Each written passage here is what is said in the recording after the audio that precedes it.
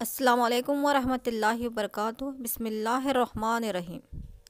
عزیز طلباء و طالبات، آج ہم جماعت دہم کے جغرافیہ کے باب 8 ہندوستان کے معدنیات اور توانائی کے وسائل، اس باب کا مطالعہ کریں گے کہ ہندوستان کے اہم معدنیات کون سے ہیں اور یہاں کے توانائی کے ذرائع کون کون سے ہیں۔ تو سب سے پہلے معدنیات کیا ہیں، اس کے معنی کیا ہیں؟ معدنیات قدرت کا بیش بہا تحفہ ہے۔ یہ ایک قدرتی غیر نامیاتی مادہ ہے۔ زمین سے معدنیات نکالنے کے عمل کو کانکنی کہتے ہیں۔ ملک کی خوشحالی میں ان کی بڑی دین ہے۔ صنعتی ترقی، تعمیراتی کاموں، نقل و حمل، مواصلات، تجارت اور بیوپار کے لیے معدنیات بہت ہی کارآمد ہیں۔ چند معدنیات کو تجارتی طور پر کافی اہمیت حاصل ہے، مثلاً سونا، ہیرا وغیرہ۔ ہندوستان معدنیات بھرا ملک ہے۔ ہندوستان میں بہت سے قسم کے معدنیات دستیاب ہیں، جیسے خام لوہا، خام مینگنیز، باکسائٹ، ابرق، سونا، تانبا وغیرہ۔ تو سب سے پہلے اب ہم خام لوہے کے بارے میں معلومات حاصل کریں گے۔ خام لوہا یہ ایک آہنی خام دھات ہے۔ یہ لوہے اور فولاد کی صنعت کا اہم خام مال ہے۔ ہندوستان میں اڑیسہ میں کچھ لوہے کی پیداوار زیادہ ہے۔ اسی طرح کرناٹک میں سندنور، وسپیٹ، کیمن گنڈی اور قدرے مکھ میں خام لوہے کے ذخائر پائے جاتے ہیں۔ دنیا میں ہندوستان خام لوہے کی پیداوار میں چوتھے مقام پر ہے۔ اس کا 35% حصہ لوہے اور فولاد کی صنعتوں میں صرف ہوتا ہے۔ اسی طرح بچا ہوا حصہ یعنی بچا ہوا خام لوہا برآمد بھی کیا جاتا ہے۔ دوسرا ہے یہاں پر مینگنیز۔ مینگنیز سب سے اہم آہنی آمیزش دھات ہے۔ اس کو لوہے اور فولاد سازی کی صنعت میں استعمال کرتے ہیں۔ ہندوستان دنیا کا سب سے بڑا مینگنیز پیدا کرنے والا ملک ہے۔ مینگنیز کے استعمالات: مینگنیز لوہا اور فولاد سازی میں خشک بیٹری سازی، رنگ سازی، شیشہ سازی، کیلکو پرنٹنگ، ظروف سازی میں مینگنیز کا استعمال ہوتا ہے۔ ہندوستان مینگنیز کی پیداوار میں 5واں سب سے بڑا ملک ہے۔ ہندوستان اپنے استعمال کے بعد بچا ہوا مینگنیز جاپان، انگلینڈ، امریکہ اور بیلجیم کو برآمد کرتا ہے۔ ہندوستان کے کئی ریاستوں میں جیسے مہاراشٹرا، مدھیہ پردیش، کرناٹک وغیرہ میں مینگنیز کے بہت سے ذخائر پائے جاتے ہیں۔ معدنیات میں کئی استعمال کی وجہ سے مینگنیز کو ہر فن مولا دھات بھی کہا جاتا ہے۔ اب آگے ہے باکسائٹ۔ المونیم کی کچ دھات کو باکسائٹ کہتے ہیں۔ المونیم 20ویں صدی کی حیرت انگیز دھات ہے۔ اس کو حیرت انگیز دھات بھی کہا جاتا ہے کیونکہ یہ مختلف مقاصد کے لیے استعمال ہوتی ہے۔ گھریلو ظروف سازی سے لے کر طیارہ سازی کی صنعت تک اس کا استعمال ہوتا ہے۔ ہندوستان میں اڑیسہ، گجرات، جھارکھنڈ، مہاراشٹرا، تمل ناڈو وغیرہ میں اس کے کثیر ذخائر موجود ہیں۔ اڑیسہ ہندوستان میں سب سے زیادہ باکسائٹ پیدا کرنے والی ریاست ہے۔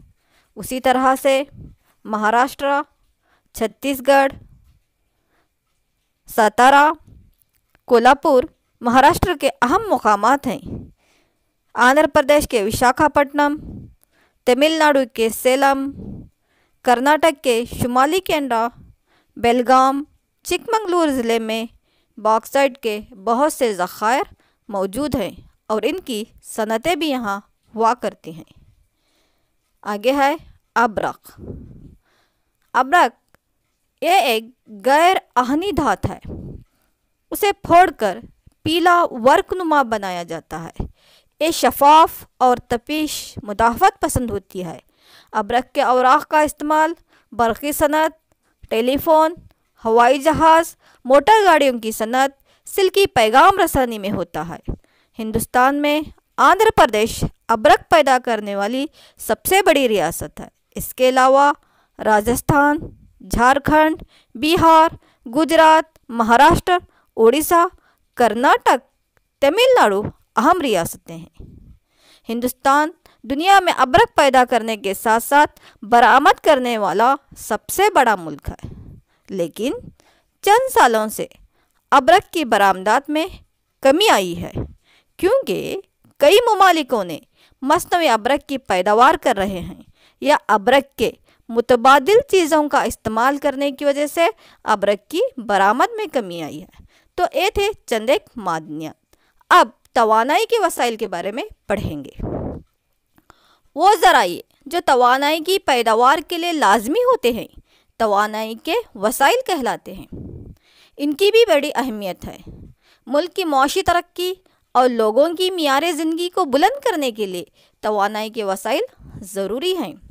یہ صنعتی ترقی، زراعت، تجارت، نقل و حمل اور پیغام رسانی وغیرہ میں بھی اہم کردار ادا کرتے ہیں۔ ان کی فطرت کے لحاظ سے کوئلہ، پیٹرولیم، قدرتی گیس، شمسی توانائی، ہوائی توانائی، مد و ظفر کی توانائی، حیاتیاتی گیس اور تھرمل پاور وغیرہ کو شامل کرتے ہوئے روایتی اور غیر روایتی توانائی کے وسائل میں بانٹا گیا ہے۔ تو اب ہم چند روایتی توانائی کے وسائل اور غیر روایتی توانائی کے وسائل کے بارے میں یہاں پر مطالعہ کریں گے۔ غیر روایتی توانائی کے ساتھ ساتھ ہم روایتی توانائی کے بارے میں یہاں پہ مطالعہ کریں گے۔ تو سب سے پہلے ہم جائیں گے توانائی کے وسائل میں کوئلہ، جسے کول کہتے ہیں۔ کوئلہ درختوں کے اصل جز کا ایندھن ہے۔ ایک کثیر کاربن سے بنا ہوا مرکب ہے۔ کئی ہزار سال پہلے جنگلات زمین میں دفن ہونے سے درجہ حرارت اور دباؤ کے سبب کوئلے کی شکل میں تبدیل ہو گئے ہیں۔ ہندوستان میں کوئلہ توانائی کا ایک اہم ذریعہ ہے۔ ملک میں خرچ ہونے والی کل توانائی کا 67% کوئلے سے دستیاب ہوتا ہے۔ اس سے کئی اشیاء بنائے جاتے ہیں، جیسے امونیا، تار، کوئلہ گیس، سلفر وغیرہ۔ یہ کیمیائی صنعتوں میں خام مال کے طور پر استعمال کیا جاتا ہے، مثلاً ڈائریز، پلاسٹک، مصنوعی ریشے، ربر وغیرہ کی صنعت میں۔ ہندوستان میں کوئلے کے ذخائر گونڈوانا دور سے تعلق رکھتے ہیں۔ ہندوستان میں ریاست جھارکھنڈ، چھتیس گڑھ، مہاراشٹرا وغیرہ میں کوئلے کے کئی ذخائر پائے جاتے ہیں۔ ملک کا 96% کوئلے کے ذخائر انہی ریاستوں میں پائے جاتے ہیں۔ ہندوستان کوئلے کی پیداوار میں دنیا کا تیسرا سب سے بڑا ملک ہے۔ اب آگے ہے پیٹرولیم۔ پیٹرولیم ہائیڈرو کاربن سے تشکیل شدہ معدنی تیل ہے۔ پیٹرولیم کو اس کے معاشی استعمالات کے اقتدار کے سبب اسے سیال سونا بھی کہا جاتا ہے۔ یہ ایک اہم ایندھن ہے اور ساتھ ساتھ کئی صنعتوں میں خام مال کے طور پر استعمال ہوتا ہے۔ یہ ایک تجارتی توانائی کا اہم ذریعہ ہے اور زیادہ تر نقل و حمل میں استعمال ہوتا ہے۔ پیٹرولیم پر انحصار کیمیاوی صنعتیں جیسے مصنوعی ربر، مصنوعی ریشے، دوائیاں، کھاد اور رنگ سازی میں خام مال کے طور پر پیٹرولیم کا استعمال ہوتا، جیسا کہ آپ کو وہاں پہ اسکرین پر دکھائی دے رہا ہے۔ پیٹرولیم کے اہم علاقے کون کون سے ہیں؟ سب سے زیادہ پیٹرولیم مہاراشٹر میں ممبئی کے قریب ممبئی ہے۔ اسی طرح سے گجرات، آسام، آندھرا پردیش، تمل ناڈو وغیرہ میں پیٹرولیم کے کثیر ذخائر پائے جاتے ہیں۔ ہندوستان میں سب سے پہلے پیٹرولیم یا خام تیل کی دریافت آسام کے مارکوم میں ہوئی تھی۔ اس کے علاوہ ڈگبوئے، نہر کاکتیہ وغیرہ اس کے اہم ذخائر ہیں۔ اسی طرح نیوکلیائی توانائی جس کو ہم جوہری توانائی بھی کہتے ہیں۔ جوہری معدنیات سے پیدا ہونے والی توانائی کو جوہری توانائی یا نیوکلیائی توانائی کہتے ہیں۔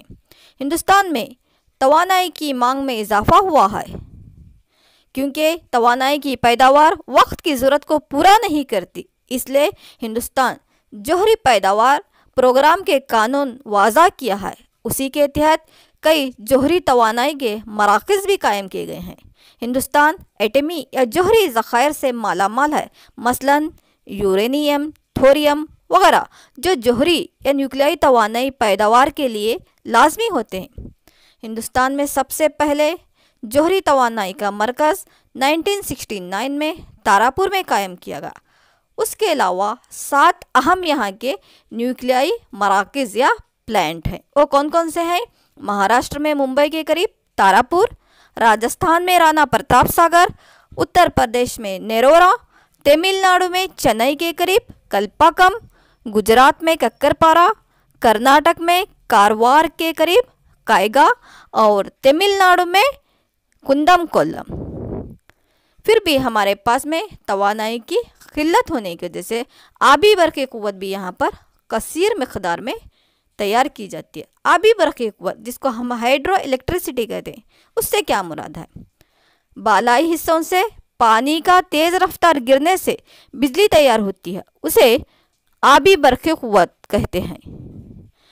یہ دوسری توانائی کے بمقابل تجدید، سستی اور کوئلہ اور تیل سے بھی زیادہ کلوروفک قدر والی ہے۔ اس کی مشینوں تک آسانی سے رسائی ہو جاتی ہے اور یہ مشینوں کو پاک و صاف رکھتی ہے۔ ہندوستان میں پہلا آبی قوت کا پلانٹ یا مرکز دارجلنگ یعنی مغربی بنگال کے دارجلنگ میں 1897 میں قائم کیا گیا، مگر حقیقت میں برقی قوت کا مرکز 1902 یعنی 1902 میں کرناٹک کے شیون سمدرم میں قائم کیا گیا ہے، جو براعظم ایشیا کا ہی اولین پن بجلی گھر یعنی آبی برقی قوت کا مرکز ہے۔ اس کے علاوہ اور بھی بہت سے ہندوستان میں آبی توانائی کے مراکز پائے جاتے ہیں۔ وہ کون کون سے ہیں یہاں پہ؟ کرناٹک میں شیون سمدرم، لکن مکی، آلمٹی، کالی، بھدرا وغیرہ۔ اسی طرح سے یہاں پہ آپ کو اسکرین پر بھی چند ایک آبی برقی توانائی کے مراکز دکھائی دے رہے ہیں۔ تو یہ تھا آج کا ہمارا لیسن، ہندوستان کے معدنیات اور توانائی کے وسائل۔ میں امید کرتی ہوں کہ آپ کو یہ لیسن سمجھ میں آیا ہوگا۔ اس ویڈیو کو سنتے ہوئے اس کا اسکرین شاٹ لیجئے اور اہم نکات کو اپنی کاپیوں میں درج کیجئے۔ السلام علیکم ورحمۃ اللہ وبرکاتہ۔ جزاکم اللہ خیراً کثیراً کثیرا و احسن الجزاء فی الدنیا والآخرہ۔ تو عزیز طلباء و طالبات، اب اس کے آگے کے باب کے تحت اور ایک نئے لیسن کے ساتھ کل پھر ہم ایک نیا ویڈیو دیکھتے ہوئے آگے کے باب کو پرفیکٹ بنائیں گے۔